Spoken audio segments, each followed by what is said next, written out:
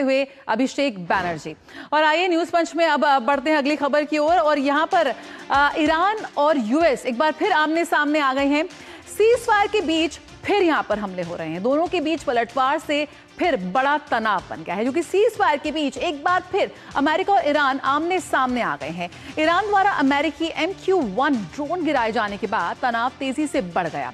जवाब में अमेरिका ने ईरान के गोरुक और केशम द्वीप स्थित ड्रोन कंट्रोल और एयर डिफेंस ठिकानों पर कार्रवाई की। दोनों देशों के बीच बढ़ती सैन्य गतिविधियों ने क्षेत्र में नए टकराव की आशंका बढ़ा दी है।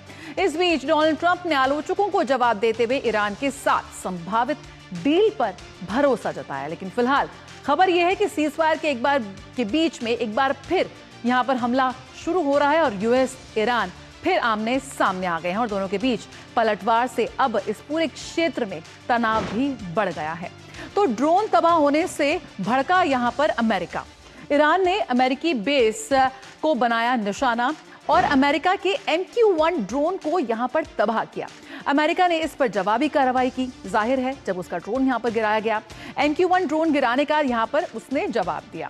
जब उसका अमेरिका का ड्रोन तबाह हुआ तो उसने यहां पर ईरान पर जवाबी कार्रवाई कर दी और MQ-1 ड्रोन गिरने के लिए उसने यहां पर जवाब दिया और जवाब देने पर एयर डिफेंस सिस्टम को तबाह कर दिया। गोरुक और केशम द्वीप को उसने निशाना बनाया यूएस ने, और उसके बाद इस तनाव को और भी एस्केलेट हो गया। ये तनाव एयर डिफेंस सिस्टम को भी तबाह करने की यहां पर बात आई है कि कैसे यूएस ने लगातार ईरान पर ताबड़तोड़ हमला किया है। ड्रोन कंट्रोल स्टेशन यहां पर ध्वस्त हो गए हैं और साथ ही साथ जो पूरा ड्रोन सिस्टम जिस तरह से ये आगे बढ़ रहा था उसको भी 2 हमलावर ड्रोन भी यहां पर नष्ट किए हैं। इस बीच नेगेटिव चिरपिंग को लेकर भी डोनाल्ड ट्रंप का बेहद महत्वपूर्ण बयान सामने आया है। यानी कि अपने आलोचकों को सीधा हेड ऑन लेते हुए उन्होंने कहा है कि नेगेटिव चिरपिंग बंद कीजिए।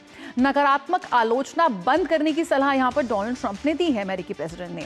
इराक डील को लेकर यहां पर उन्होंने भरोसा जताया है कि बातचीत हो रही है और जरूर एक निर्णायक कदम पर पहुंचेगी। ट्रंप ईरान डील करना चाहता है।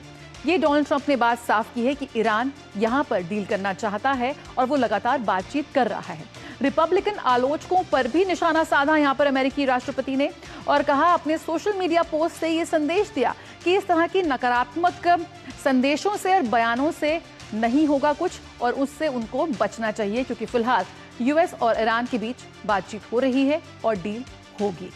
अखिलेश सुमन हमारे साथ जुड़ रहे हैं और जानकारी के साथ। अखिलेश, यहाँ पर डील होने की बात होती है, डील करने पर भरोसा कायम करने की बात होती है और उसके बाद दोनों के बीच इस तरह से फिर तनाव बढ़ जाता है, एस्केलेट हो जाता है। ऐसे में हमें यहाँ देखना है कि जब सीज फायर की अनाउंसमेंट हुई थी तो ऐसे में कैसे एक बार फिर ये जो पूरा तनाव है वो बढ़ता हुआ नजर आ रहा है। अखिलेश सुमन से जानने का प्रयास करते हैं कि कैसे एक बार फिर ईरान और यूएस आमने सामने आ गए हैं। थोड़े दिन की शांति के बाद एक बार फिर यहाँ पर ड्रोन वॉरफेयर को लेकर दोनों पक्षों के बीच टकराव बढ़ता हुआ नजर आ रहा है। और इस बीच यहाँ पर डोनाल्ड ट्रंप ने अपने ही देश में रिपब्लिकन आलोचकों पर भी निशाना साधा है और कहा है कि नेगेटिव चिरपिंग बंद करें। यानी कि ये एंटी ट्रंप जो बयान सामने आ रहे हैं उसको लेकर भी उन्होंने नाराजगी जताई है।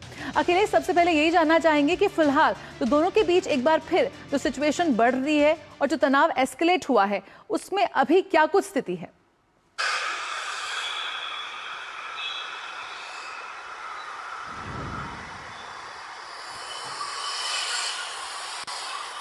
आपने मुझसे सवाल किया है?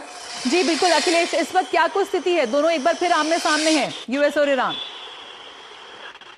देखिए, निश्चित तौर पे दोनों की रणनीति यही है कि दोनों एक दूसरे पर दबाव बनाने की कोशिश कर रहे हैं। अमेरिका ने कहा है कि आप स्टेट ऑफ हॉर्मुज को खोलिए, उसके बाद हम जो ब्लॉकेट किया है ईरान का उसे खाली करेंगे। दूसरी तरफ अमेरिका ने दबाव की राजनीति के तहत कुछ हमले भी किए। बंदर अब्बास में फिर आज 2 हमले हुए हैं। उसके अलावा जो उधर का कहना है कि ईरान के जो पड़ोसी देश है उन्होंने कंप्लेन किया है, यहाँ तक कि कुवैत ने भी कहा है कि उस पर भी हमले हुए हैं ईरान की तरफ से।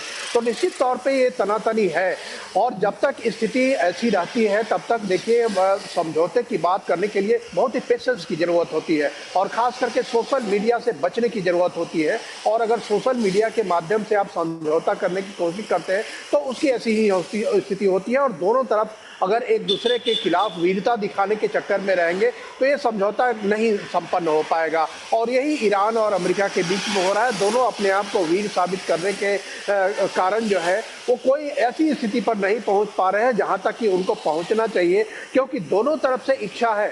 जो निगोशिएटर्स बैठे हैं दोहा में बैठे हैं, उनके दोनों तरफ ने एक प्रारूप पेश किया था। उस प्रारूप में उन्होंने कहा था कि हम निगोशिएशन के करीब हैं, लेकिन इधर डोनाल्ड ट्रंप ने एक बॉटम लाइन घोषणा कर दी और उन्होंने पूरी बातें वो जाहिर कर दी कि जब तक ये रेड लाइन नहीं पूरा होता है तब तक कोई समझौता नहीं होगा। तो प्रारूप तैयार है, लेकिन डोनाल्ड ट्रंप के आदेश की प्रतीक्षा है। और दूसरी तरफ जो है ईरान की तरफ से भी लगातार ये बयान दिया जा रहा है कि न्यूक्लियर मसले पे कोई समझौता नहीं होगा। बिल्कुल, और यही बात लगातार डोनाल्ड ट्रंप कह रहे हैं कि अगर जो डील होगी उसमें जो न्यूक्लियर से जुड़े मुद्दे हैं वो सबसे ज्यादा महत्वपूर्ण है। फिलहाल बहुत बहुत शुक्रिया अखिलेश इस जानकारी के साथ जुड़ने के लिए। तो एक बार फिर अमेरिका और ईरान आमने सामने यहाँ पर साफ तौर पर नजर आ रहे हैं, लेकिन दोनों का एक दूसरे पर पलटवार जारी है। ऐसे में किसी तरह का सीज़फायर होता है या किसी तरह की कोई डील होती है, इसको लेकर अभी भी संशय बना हुआ है। न्यूज़ पंच